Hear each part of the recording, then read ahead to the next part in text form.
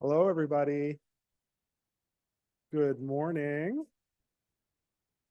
It is it is at least 10:30. It might be a little bit past. So I'm going to get us started with board announcements. I'm Scott Redman. I am the president of the Tahoma UU congregations.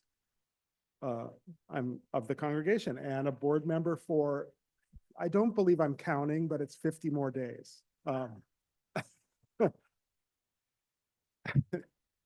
Uh, Longtime members and new visitors alike, we welcome you. Whether you're here on site or online with Sheila, our chat chaplain, we're glad you're here.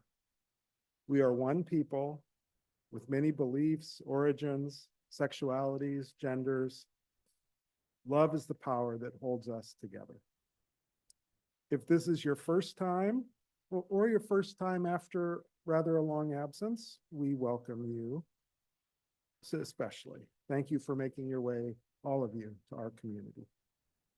After the service, I'll be in the back of the sanctuary, probably over in that corner, to answer any questions you may have about Unitarian Universalism or about this congregation, or to answer your questions about how you might get involved in this community.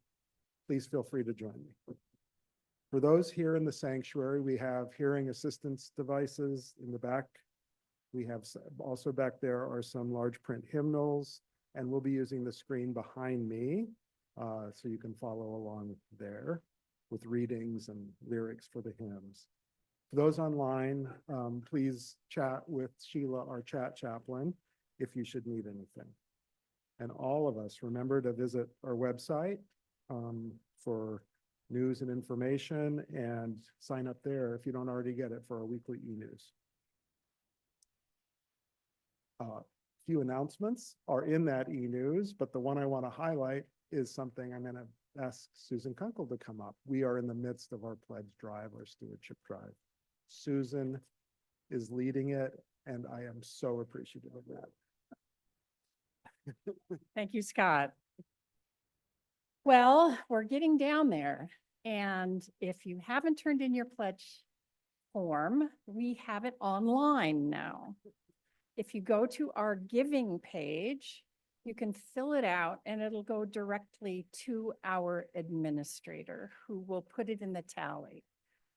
I'd also like to put out a notice to our friends online that they can use that as well.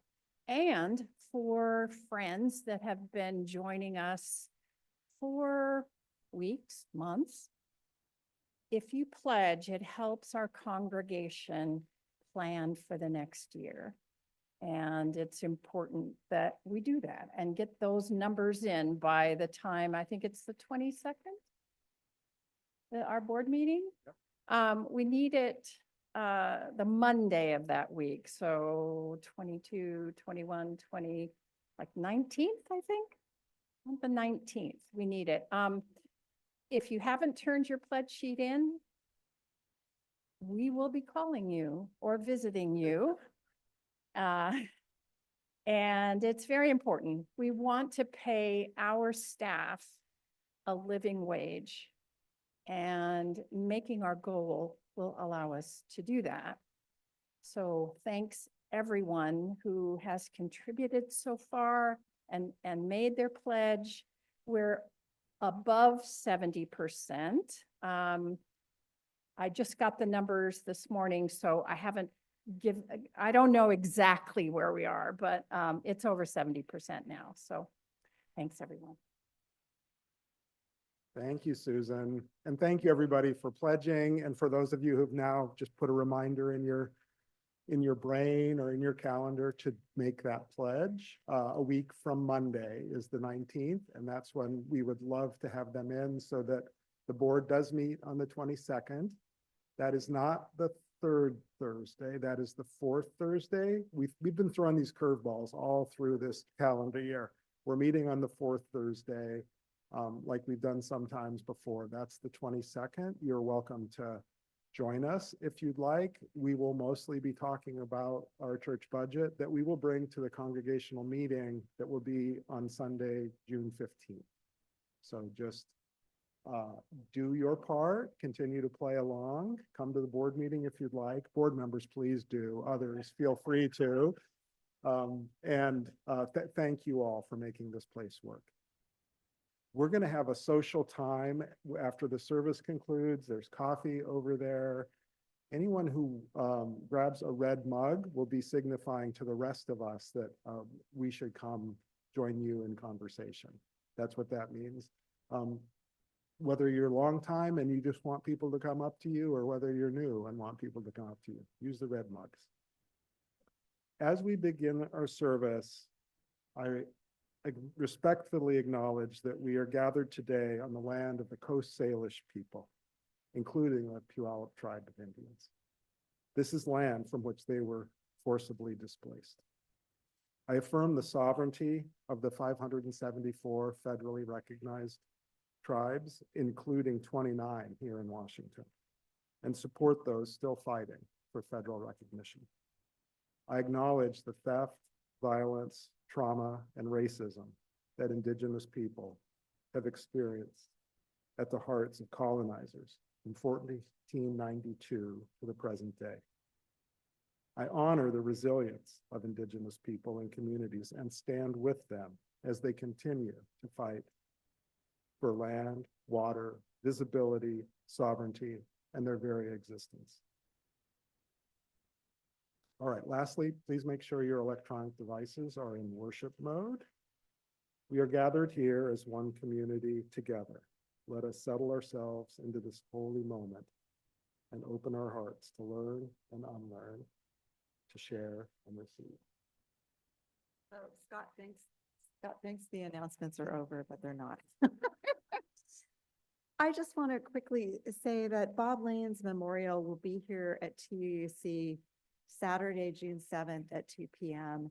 And I was late getting the word out because I sent it to the wrong e-news email. And so if you can help me get that word out. So Saturday, June 7th, 2 p.m. here. And I just want to remind people really quickly that next Sunday is flower communion. In this church, we don't do bread and wine communion, but flowers is a way, it's a tradition from the Unitarians in Prague, Czechoslovakia, and we will exchange flowers with one another. And if you don't bring some, I will still have glorious rhododendrons to bring, but bring your own if you can.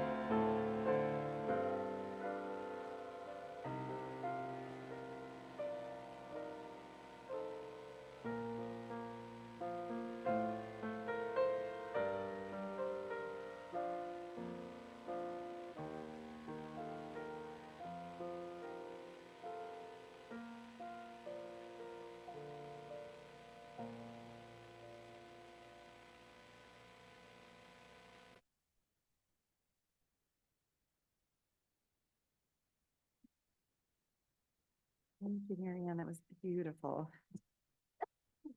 I'm the Reverend Margo Reinhart. I'm the minister here at the Tahoma UU congregation. I'm aware we are gathering this morning on Mother's Day, and though I'm not preaching about that specifically, I'm preaching about imagination. So I think mothering and parenting and fathering go along with imagination quite well. I also wanted us to think about Mother's Day in a broader context, thinking about what mothering means to us. And I have a reading from Victoria Weinstein. We reflect in gratitude this day for those whose lives have nurtured our own. We are grateful for all who have nurtured us, who have held us in times of sorrow. We celebrated with our triumphs together, no matter how small. People who noticed when we changed, who praised us for taking risk, and who took genuine pride in our success, and who expressed genuine compassion when we did not succeed. On this day that honors mothers, let us honor all mothers, all genders alike, who from where in their being have freely and wholeheartedly given life, sustenance, and vision to us. Today, give us the heart of a fierce mother.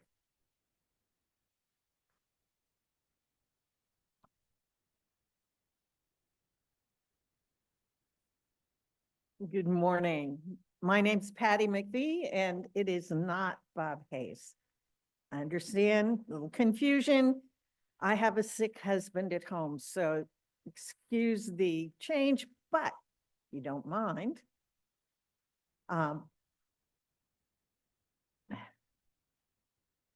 Good, because I totally lost my place. I would like to invite our very own Francis Buckmaster to light our chalice this morning. Francis has been a light in this congregation for many reasons over many years, over many different spaces. And I want to thank her so much for helping us over the years. She's now just a member, but at one time she was the minister here, helping to guide us through a rough patch.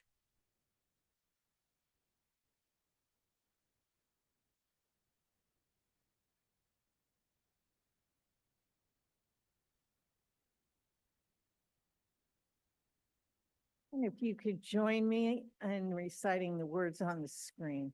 We light this chalice in deep respect for the mystery and the holiness of life, in honor and gratitude for those who have gone before, with love and compassion for those who dwell among us, and with hope and faith for the generations to come. You could rise in body or spirit and join in our first song. Yes? Okay, I don't have this order of services in here. It's number 301 if you'd like to check to look it up in the gray hymnal.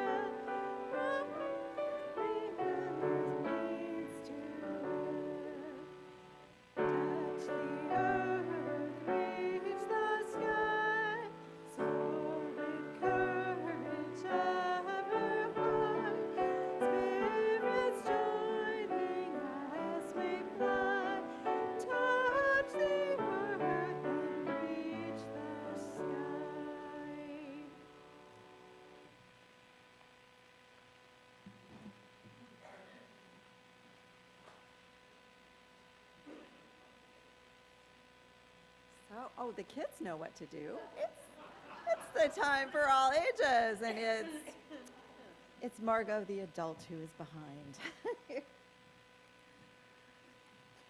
And I love that. You guys just took initiative and got it done.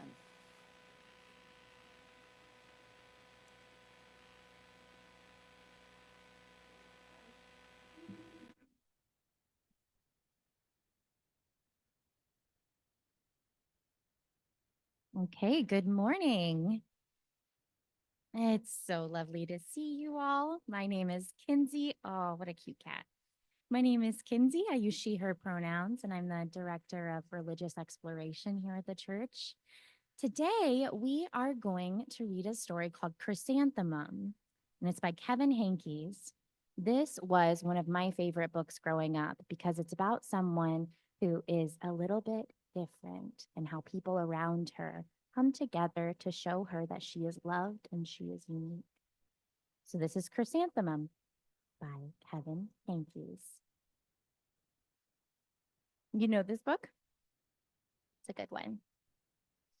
The day she was born was the happiest day in her parents' lives. She's perfect, said her mother.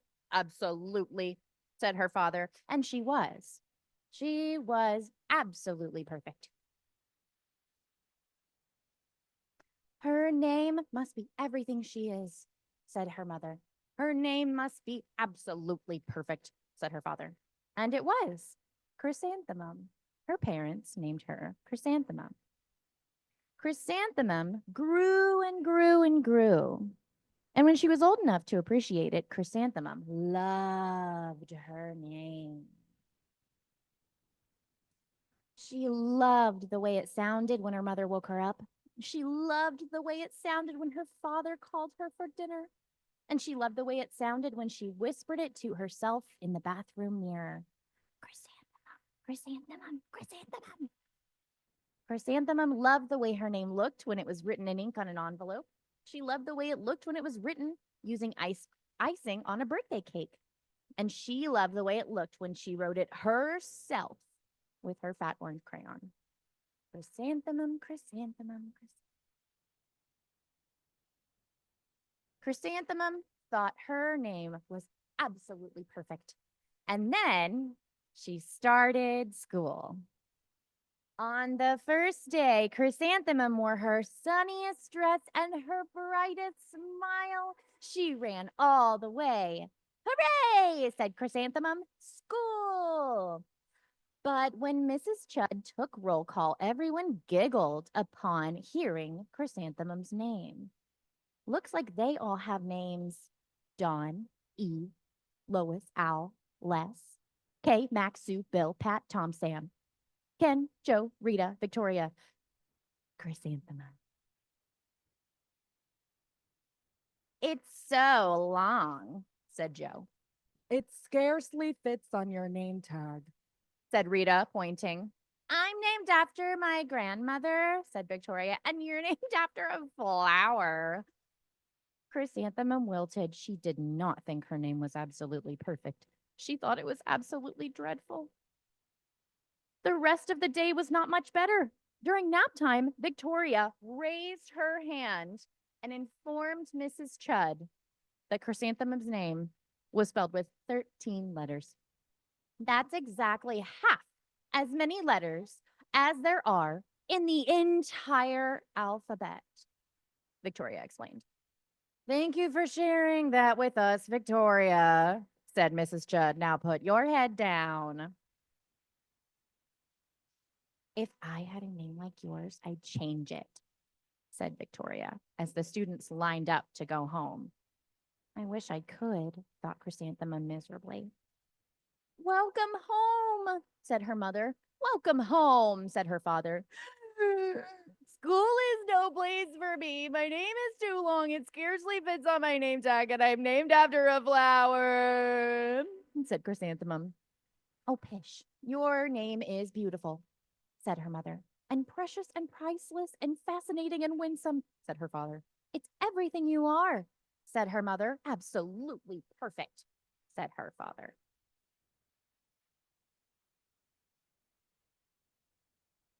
Chrysanthemum felt much better after her favorite dinner, macaroni and cheese with ketchup, and an evening filled with hugs, kisses, and parcheesi. That night, Chrysanthemum dreamed her name was Jane. It was an extremely pleasant dream. The next morning, Chrysanthemum wore her most comfortable jumper. She walked to school as slowly as she could. She dragged her feet in the dirt. Chrysanthemum, chrysanthemum, chrysanthemum, she wrote. She even looks like a flower, said Victoria as Chrysanthemum entered the playground. Let's pick her, said Rita, pointing. Let's smell her, said Joe. Chrysanthemum wilted. She did not think her name was absolutely perfect. She thought it was absolutely dreadful. The rest of the day, she probably just smells normal. Probably. The rest of the day was not much better. During nap time, Victoria raised her hand and said, a chrysanthemum is a flower. It lives in a garden with worms and other dirty things. I know, I like worms. Thank you for sharing that with us, Victoria, said Mrs. Chudd. Now put your head down. I just cannot believe your name, Victoria said as the students lined up to go home. Neither can I, thought Chrysanthemum miserably. What do you think is going to happen? Do you think when she goes home? Yeah. And when she got home, it looks like her parents were very supportive. Welcome home, said her mother. Welcome home, said her father. School is no place for me, said Chrysanthemum. They said I even look like a flower and they pretended to pick me and smell me. Oh, pish, said her mother. They're just jealous. And envious and begrudging and discontented and jaundiced, said her father. Who wouldn't be jealous of a name like yours, said her mother. After all, it's absolutely perfect, said her father. Chrysanthemum felt a trifle better after her favorite dessert, chocolate cake with buttercream frosting, and another evening filled with hugs and kisses and parcheesi. I think so too. I also like chocolate cake with buttercream frosting.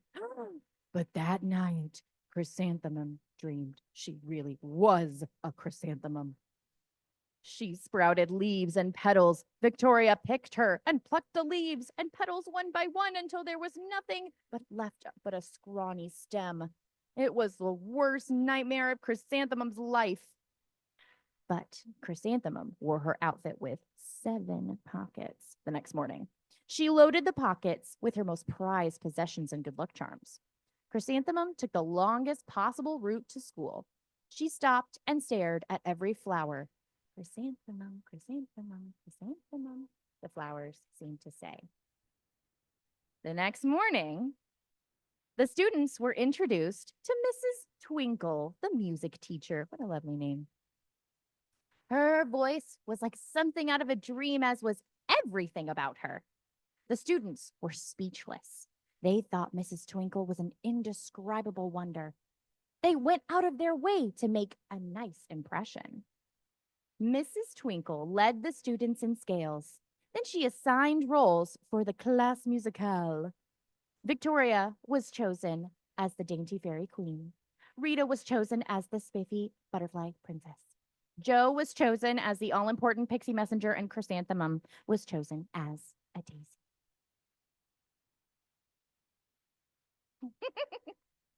Chrysanthemum's a daisy, chrysanthemum's a daisy, Joe, Rita, and Victoria chanted, thinking it was wildly funny. Chrysanthemum wilted. She did not think her name was absolutely perfect. She thought it was absolutely dreadful. What's so humorous? Why does she think it's so dreadful all the time? Why do you think? Because people are picking on her.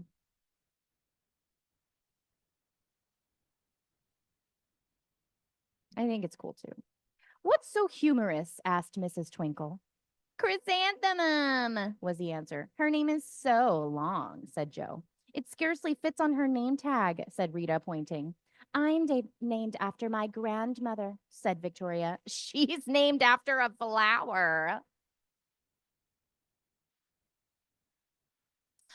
My name is long, said Mrs. Twinkle. It is? Said Joe. My name would scarcely fit on a name tag, said Mrs. Twinkle. It would? Said Rita, pointing. And, said Mrs. Twinkle, I'm named after a flower, too. You are? Said Victoria. Yes, said Mrs. Twinkle. My name is Delphinium, Delphinium Twinkle. And if my baby is a girl, I'm considering Chrysanthemum as a name. I think it is absolutely perfect. Chrysanthemum could scarcely believe her ears. She blushed, she beamed, she bloomed. Chrysanthemum, chrysanthemum, chrysanthemum. I think she likes her name again. Joe, Rita, and Victoria looked at Chrysanthemum longingly. Call me Marigold, said Joe. I'm Carnation, said Rita, pointing. My name is Lily of the Valley, said Victoria. Chrysanthemum did not think her name was absolutely perfect. She knew it.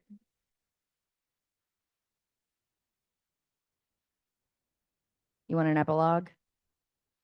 Overall, the class musicale was a huge success. Chrysanthemum was absolutely perfect as a daisy. Victoria only made one mistake. She completely forgot her lines as the dainty fairy queen. Chrysanthemum thought it was wildly funny, and she giggled throughout the entire dance of the flowers. Eventually, Mrs. Twinkle gave birth to a healthy baby girl, and of course, she named her Chrysanthemum.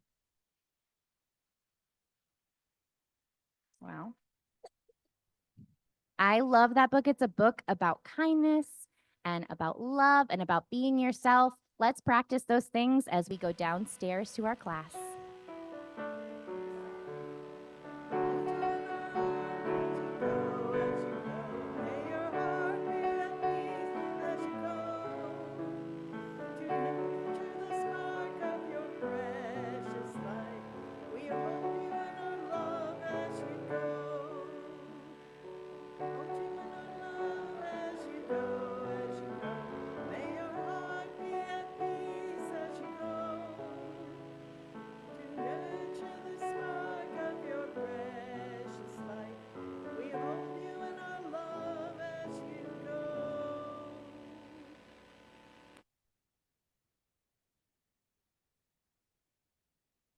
Good morning, everyone. Now's the time to support our congregation and keep it strong and vibrant with our financial gifts. In addition to the baskets that are being passed around in the sanctuary, remember there are 2 baskets up at the front, one for trans relocation and one for the safe parking program. If you are online, and go to the TUUC website and click on the Giving tab, you'll get to the Donate page where you can donate and or fill out your pledge form. Thank you so much for your financial gifts.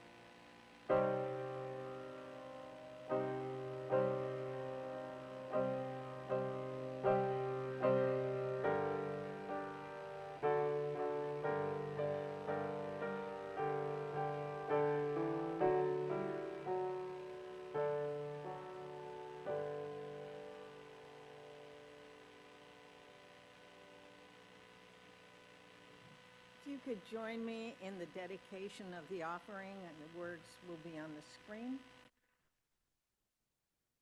eventually. There we go. We dedicate ourselves and our offerings to the work of this congregation, weaving a tapestry of love we call community, both within and beyond these walls.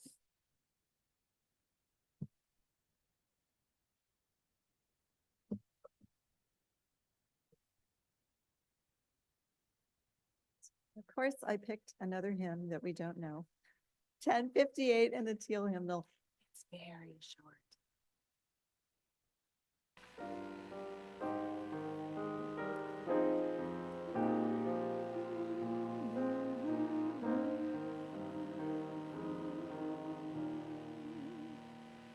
The house of religion, which like sunshine goes everywhere, its temple of faith, its shrine, the good heart, its creed, all truth, its virtue, works of love.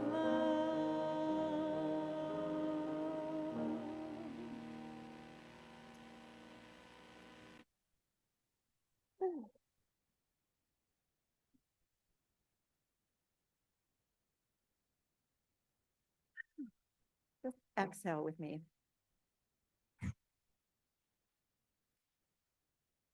So before I do the reading, before I do the sermon, I have one more announcement. And it's a very unhappy announcement. It's not catastrophic, but it's hard to take in. So Kinsey, our lovely director of children's religious exploration, who was up here reading, and you can see how much our children love her and how much of a relationship she has with them. But she needs to end her ministry with us. And so she will be here through the last Sunday in May. And she's leaving for personal reasons. It's not that she's unhappy in any way with us or with being here. And it's all very tender right now. So let's just give her a little space today. We'll have plenty of time to kind of voice our appreciation for her. And I just cannot say what a great addition she has been to that program. And if you're a parent, I want you to know she's telling your kids this today. So they might come home with some questions about where's Kinsey going? What's happening? And I can field questions for you after the service today too. All right. So I was going to do a reading, but let's just exhale again.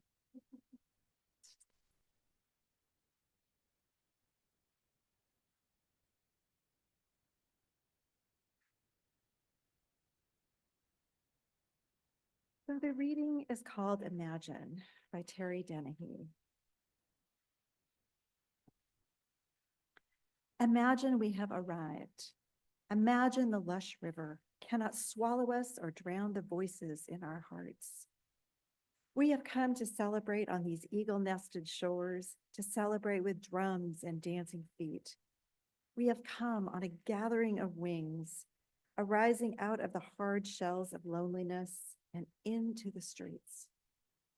Out of the violence and rush of trains and drivers, out of waiting rooms and classrooms and boardrooms and bedrooms, we are birthing into the light.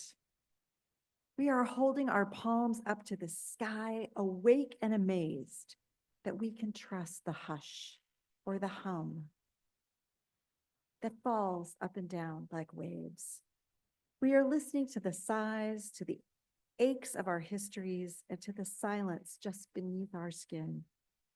We are learning how to speak our own names. Soft and slow now, turned over and over in our mouths until they shine on our tongues like silver pearls, until something inside of us becomes a sail. It is a gratitude billowing and free.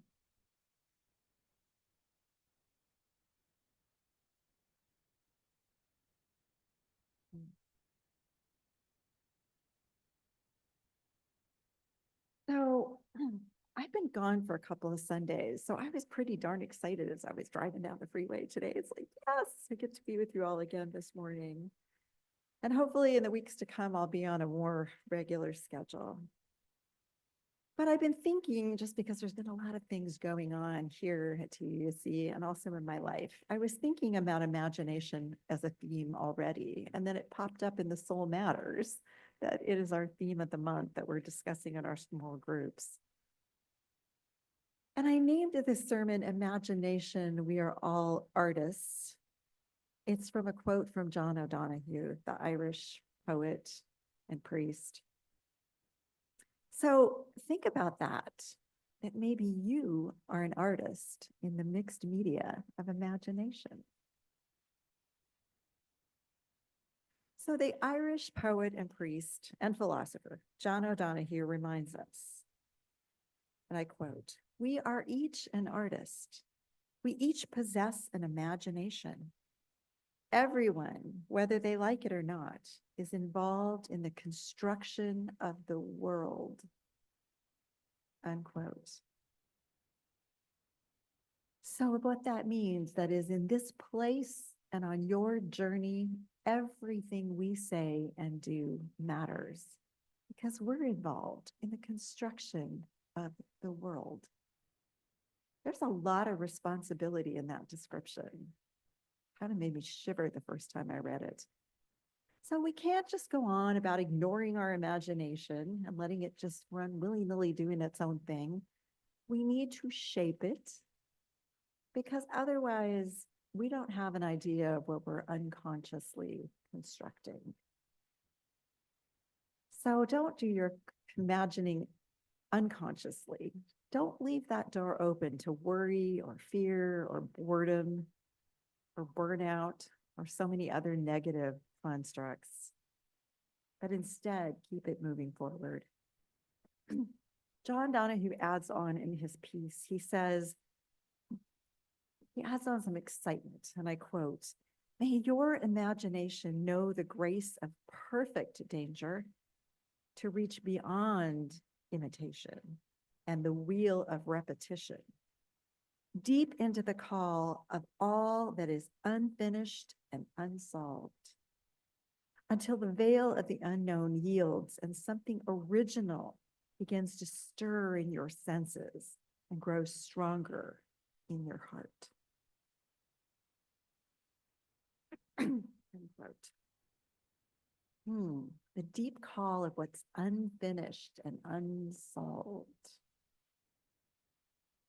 Such imagination is described in a true story that's told like a parable. And I would imagine probably at least a third of you have heard this before. It is about Christopher Wren, who lived in the 16th and 17th centuries in England. He was an architect, a mathematician, and a scientist. And he's remembered the best for designing 51 churches in his lifetime. And he is perhaps best known for the rebuilding of St. Paul's Cathedral. St. Paul's was badly damaged during the 1661 fire that swept through London. So I don't know exactly how the story started, but over time it became told as a parable. So Wren is on his way to work and he saw some men gathering near some scaffolding, and he knows that's where the cathedral work is going on. Noting they were kind of all engaged in roughly the same action. So one by one, he asks 3 different workers what they're doing. He asks the first one, "What are you doing?" And the worker replies, "I am laying bricks, brick and mortar, brick and mortar." So he goes on and asks the second worker, "What are you doing?" And the second worker says, "Well, I am putting up a wall." So brick and mortar, but in relationship to what other people are doing to build this wall. And finally, he asks the third worker, because he's still a little bit unsatisfied with these answers. He says, "What are you doing?" The worker looks at him with a little bit of excitement and exclaims, "I am building a cathedral to God."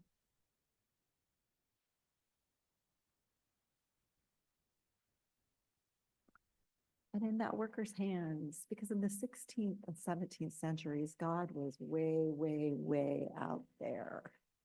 And having a relationship that would be that close.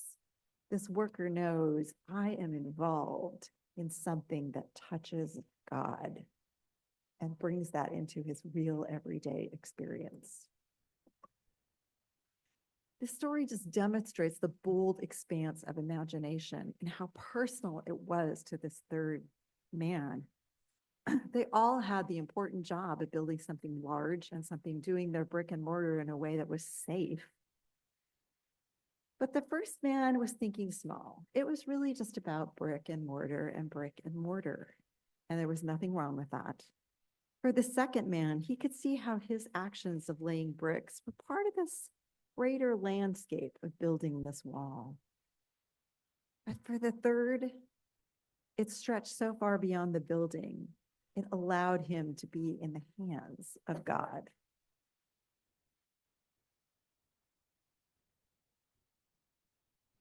So the Unitarian discussion about this comes from Dr. Sandra Fees, and she observes this parable in terms of the difference between, she says, being mired in the mundane and inspired by the sublime. She explains to hold out that a larger vision requires exercising your imagination. It means seeing what is not that yet there, and possibly that never will be. Having a vision sometimes describes as the intentional practice of imagination, and bringing a practice of imagination to what we do can motivate us and inspire us, particularly when we feel discouraged, challenged, or bored, or beleaguered.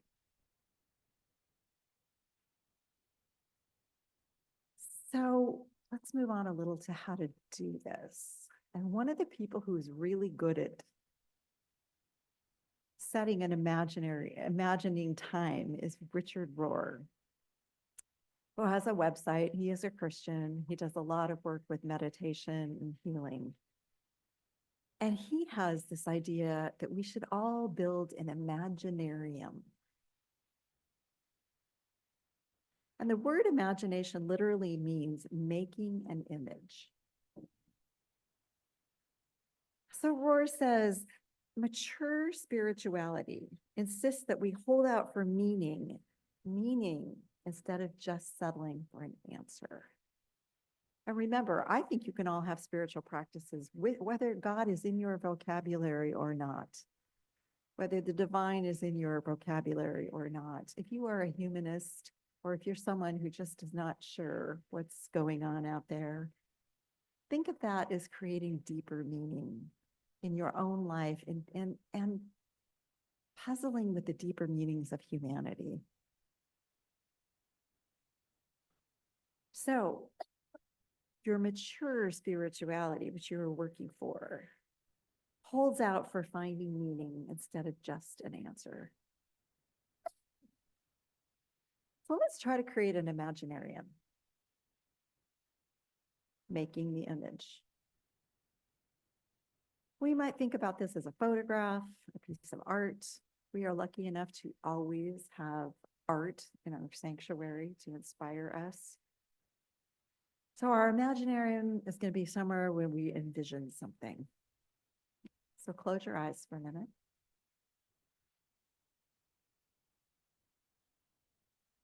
Think about where you do your best imagining. Are you walking on a trail or a sidewalk with or without dog? At the beach where the sea and the sky remind us of endless possibilities. The breeze might be coming. Maybe it's sitting on your back porch or on a deck and watching the butterflies or the hummingbirds flitting by. Maybe you take photographs. Maybe you write in a journal. Maybe you're a painter. Maybe you're a finger painter.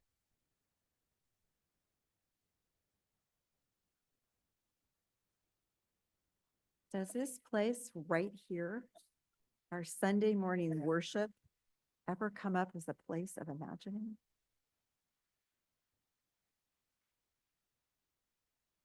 Just hold tight.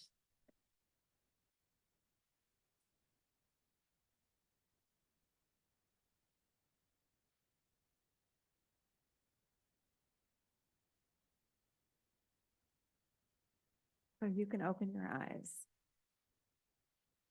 The piece of that I want to talk about this morning is although I want you to carry your imaginarium with you in whatever way is useful for you during the week. But I want to talk about religious community as an imaginarium. We come together to model and embody a new way of thinking and being. We imagine a world or a community that is kinder, more inclusive, where we are sustained, and where love is at the center. Can you find your imaginarium here, at least on Sunday mornings? And as I mentioned before, there's a lot of responsibility in your imagining. These past few days, I've been imagining a world in which a 29-year-old FedEx worker, Tyree Nichols, would not have been brutally beaten by the police and not have died a few days later of brain damage. I'm also imagining that 3 officers being held accountable instead of a verdict of not guilty. Officers who were found guilty of excessive use of force causing injury by a federal court and were also found guilty of witness tampering. I'm imagining a world for his family and his community that would have held the officers accountable at the local level.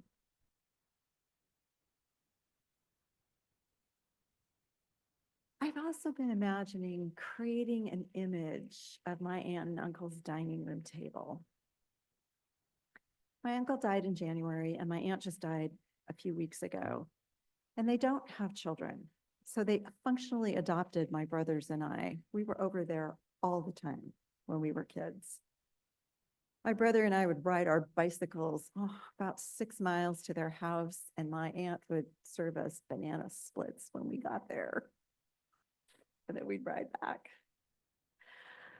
So I'm over cleaning out their condo on Fridays or Saturdays, and I keep looking at that dining room table. I have had almost every Christmas, Thanksgiving, Easter, October birthdays, and spring birthdays at that table for almost 60 years, at least 55, which means I was Yota. There were very few exceptions, very few times. 4th of July rotated, but everything else was at their house. So now I'm imagining who gets that table next. What are the new family gatherings going to look like? How will we honor their legacy? All that imagining has brought me to incredibly tender joy, and it has resulted in great gratitude of all the things they've done for me and my siblings and their community over their lifetimes.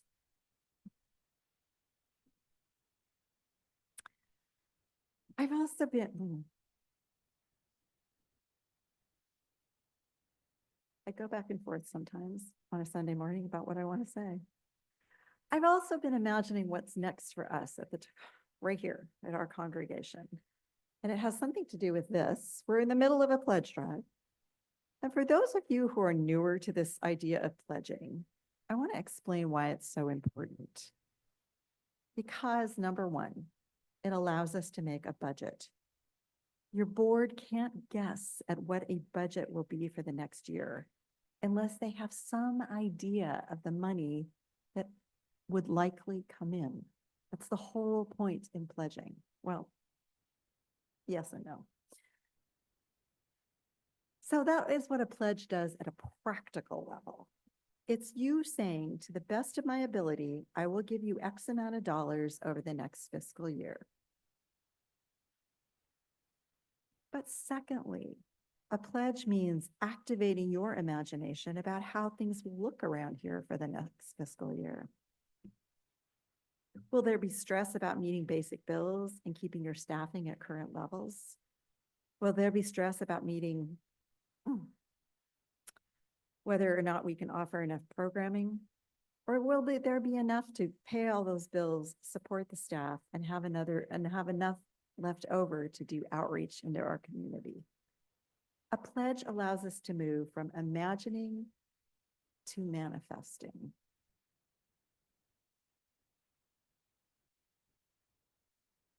I'm also imagining, I'm just tossing this in, what our kids program is going to look like when June comes. And I think I'm going to need your help with that as we sort through hiring. There is no replacement, but hiring someone new, as we sort through what have our kids learned down there in the last 6 months and what do we want to continue with. And Kinsey, of course, will help us before she goes in that planning. But I'm really imagining our kids are so excited to go down there, and how do we keep that excitement going? And how do we feed their imaginations? And a few weeks back, the board asked you to imagine what you want here at TUUC. I heard from a lot of you. Remy was up here kind of saying back to you what the board had heard. And what I heard from Remy was you wanted a lot more classes. You wanted social and environmental justice team. You wanted more fun social time, open mic, a concert, more events for younger people. And thank you for sharing all that imagination so we can start to make that happen. And I want to tell you that Nancy Slocum says she is ready to take on this social justice part, and she wants to meet with you after the service on June 1st to hear what you want to engage in first. And if you can't make it on that Sunday, we'll also be meeting on that Monday evening here around which social justice projects do you think we should take on first.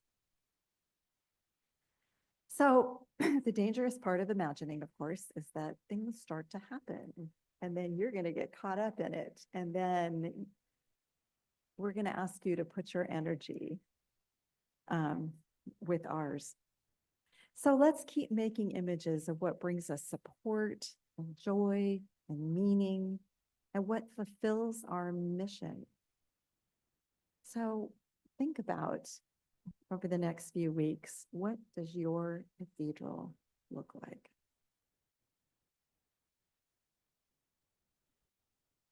I think we're going to skip setting the intention because I kind of let you do that during the sermon. So we will move to our closing hymn, which is 1028 in your teal hymnal.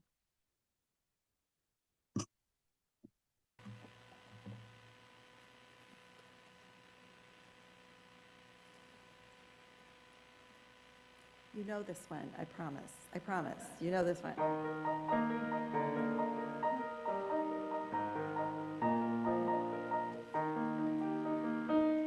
Light of days remembered, burns a beacon bright and clear, guiding hands and hearts and spirits into faith set free from fear. When the fire of commitment sets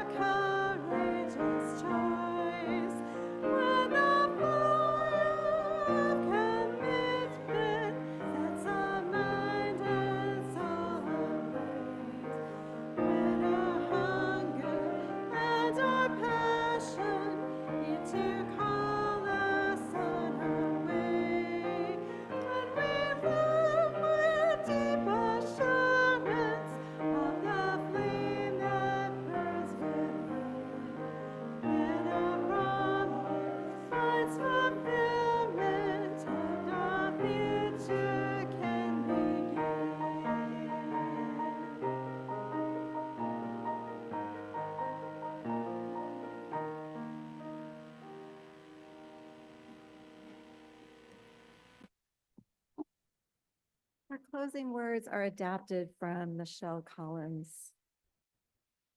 We have gathered in this sacred space this morning where imagination is a soil rich with possibility. Let us plant seeds of wonder, water them with curiosity, and tend them with community. May our minds be open, our hearts awaken, and together where we nurture vision that grows beyond today.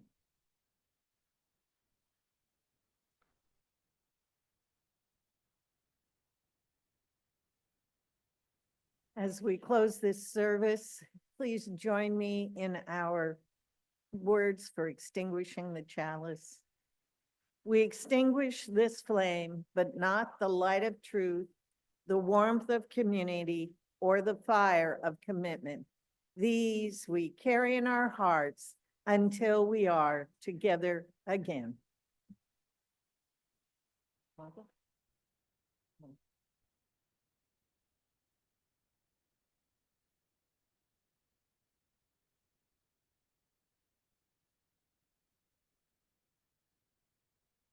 Now, if you can stand in body or spirit and sing our closing blessing song.